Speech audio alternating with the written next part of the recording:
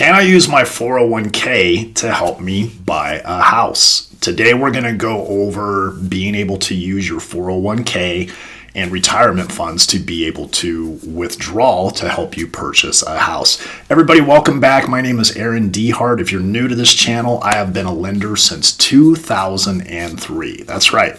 23 years coming up. During that time, my team and I have helped over 4,400 families successfully purchase or refinance real estate. So today we're going to be talking about using your 401k or other retirement funds to purchase a home.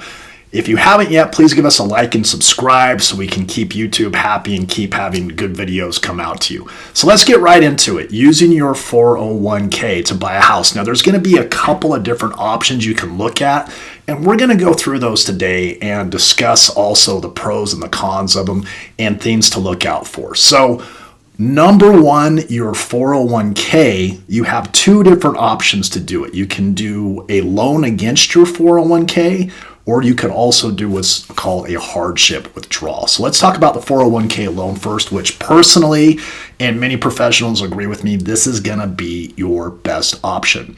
So generally, you're going to be allowed to borrow up to 50% of your vested balance, or up to as much as $50,000, whichever is less.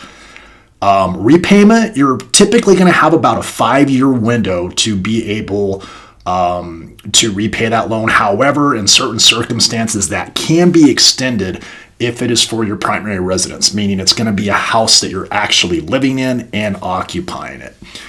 Taxes and penalties. This is a big one that you want to be aware of when you're taking money out from your 401k. If you're doing a 401k loan, there's no income taxes or a 10% early withdrawal penalty applied, provided that you repay it on time. So if you've got that 5 years to repay yourself back from that 401k loan, you're not going to have any taxes or penalties on it. The interest is going to be paid back into your own account. And then finally, there is a risk with that. If you leave your job, you must repay that loan within a shorter period of time, often by the tax filing deadline, or it can become a taxable distribution. So those are just a few things to look at in regards to the 401k, the 401k loan, which again, I think is personally the best option to do. Now let's look at another option in regards to using your 401k. You can also do what's called a hardship withdrawal, which is considered higher risk.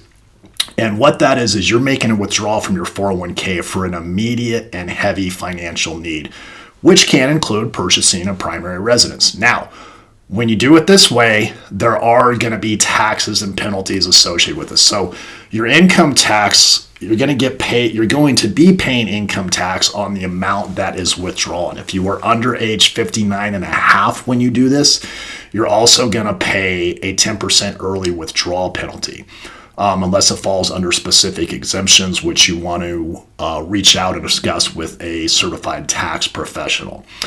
There is no repayment. This money is permanently removed from your retirement savings and cannot be repaid. Now, that doesn't mean you can't keep contributing to your 401k, but that's just something to keep in mind when you do the hardship withdrawal. So again, in my personal and professional opinion, I believe that doing a 401k loan, if you're going that option to use to help you buy a house, is going to be the absolute best benefit for you. Now, let's talk about special exceptions. Let's talk about an IRA versus a 401k. So an IRA is another retirement fund that you can have set up to do. If you are a first-time home buyer, and again, the 401k doesn't have specific first-time home buyer exceptions for penalty-free withdrawal, but you can withdraw up to $10,000 penalty-free from a traditional or even a Roth IRA if you're a first-time home purchase, and that has a lifetime limit with it. And then with a Roth 401k, you can generally withdraw your contributions to a Roth 401k without taxes or penalties, but not the earnings. So those are, again, some things you might want to discuss with a certified tax professional that can walk you through the specifics and the laws of those. So now let's look at some pros and cons between doing it this way. So first of all, pros.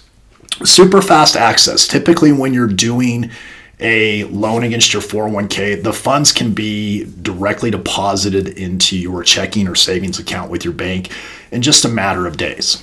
There's no credit check, guys. You're borrowing against your own money, so the 401k loans do not affect your credit score whatsoever. And you repay yourself. The interest on loans goes back into your account.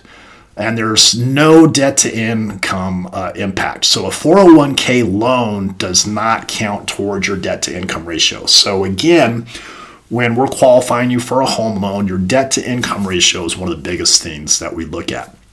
Debt to income ratio is we're taking your gross monthly income before any taxes or any other contributions are taken out.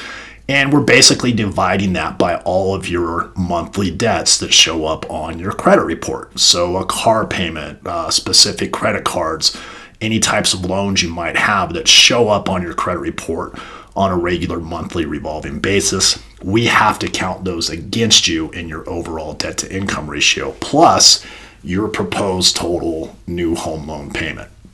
So again, those are the good pros with that. Fast access, no credit check. You get to repay yourself. The interest of the loan goes back into your account. And finally, it does not impact your debt to income ratio whatsoever. Now, let's look at the cons if you're looking this route to do a 401k loan.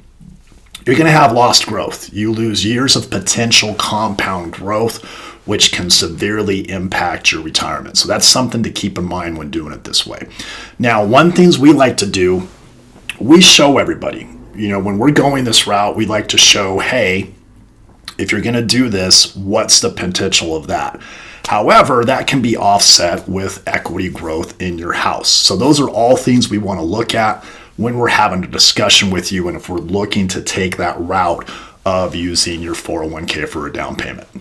Finally, another con, there's going to be taxes and penalties. Early withdrawal fees. Remember, if you're under 59 and a half, it can trigger high taxes and fees if you're not doing a 401k loan.